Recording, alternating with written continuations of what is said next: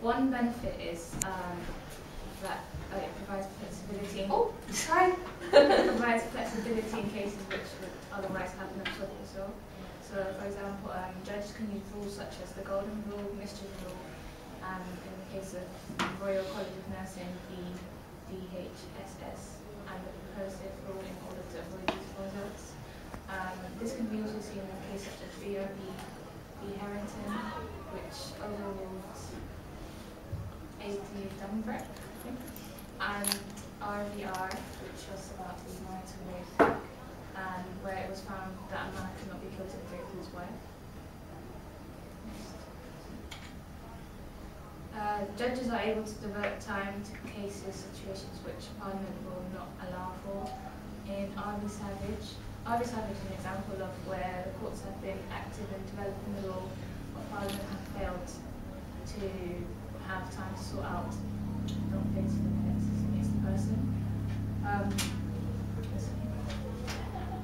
In R.V. Savage, the House of Lords overruled Spratt and reversed Parliament's aim, declaring that the mens rea for Section 47, occasioning actual bodily harm, does not require intentional recklessness as to harms caused.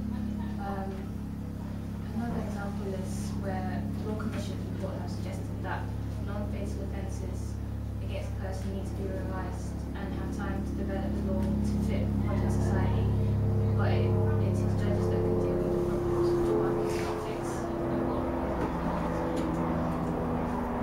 Okay, so judges can sort out the wording of legislation where Parliament goes wrong. The rules of language allow for judges to change the language of the cases to get out the case of the outcome. What does that make sense? The judges change the language of the case. That's bad wording. Yeah. To get out of it, yeah. Yeah, so where it's gone wrong, judges can interpret ways to make it right. Judges making law goes against separation of powers and also parliamentary supremacy, so this is a problem with it. Some say that it's best to keep the powers of judges and Parliament separate so confusion is kept at bay. By judges making law and changing law, this in turn means they are having the same or more power over law than Parliament does. Another problem with it is the personality of the judges. So it can be a concern that judges' middle-class opinion or view might affect the outcome of a case, and it can be considered to be the greatest limitation. And yeah, Lord Denning is a perfect example of this by recognising that cohabiting partners' rights and equality.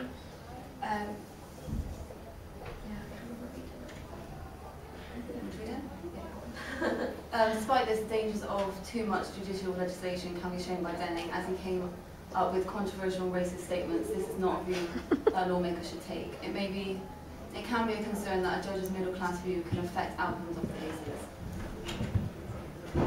And it's retrospective laws which look back rather than forward, so someone can be guilty of something that was never a crime in the first place, like in RVR, where it wasn't illegal to rape your wife, whereas now it is. It's and a quote by English philosopher said that it is judges that make the common law, just as a man makes law for his dog. When your dog does anything, you want to break him off, you will wait until he does it again and then beat him. This is the way that you make laws for your dog, and this is the way judges make laws for you and me.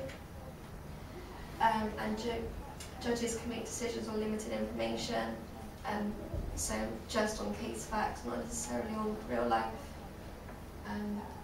consequences.